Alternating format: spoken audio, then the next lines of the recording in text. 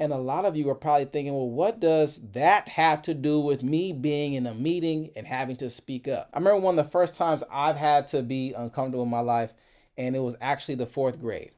And I remember being a shy kid and not wanting to raise my hand in class and not wanting to be embarrassed in front of my friends. To my surprise, my mother had entered me into the school talent show. Now, I didn't necessarily want to do it, but my mother, she told me to do it. It really wasn't a choice that I had. So she entered me into the school talent show doing Michael Jackson. Now, I've done Michael Jackson before. I've done it at family functions. I've done it in my room in front of my parents and my brother. And those are safe and comfortable environments. Much like some of you can speak up and be loud when you're around your friends and your peers, and there's no bearing or pressure or outcomes that you're thinking about. That's how it was for me when it came to doing Michael Jackson and dancing.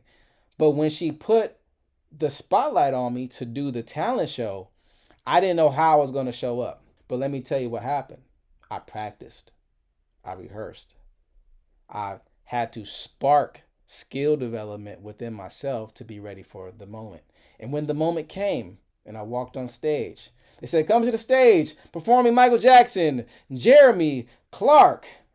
The crowd, they started clapping, introducing me on stage. But then the cheers stopped, the lights beamed, and then the music dropped.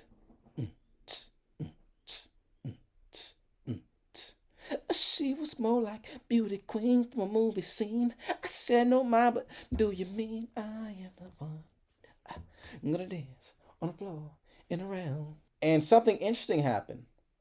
Everything that I did to prepare for that moment, when the lights turned on and the claps went silent, I got out of my head and I just started doing what I knew I already had inside. I had already did this before. I had already danced in front of my family. I already had the skills. It just took me getting in the spotlight to bring it out. And when I was done, the crowd reacted. They gave me a standing ovation, round of applause. And that was one of my first times I actually felt seen. And a lot of you are probably thinking, well, what does that have to do with me being in a meeting and having to speak up? What I'm telling you is if you take the time to develop your internal resource, your major one that you have, which is your voice, when it's time to get into the moment, you can break the old patterns of staying silent and actually speak up.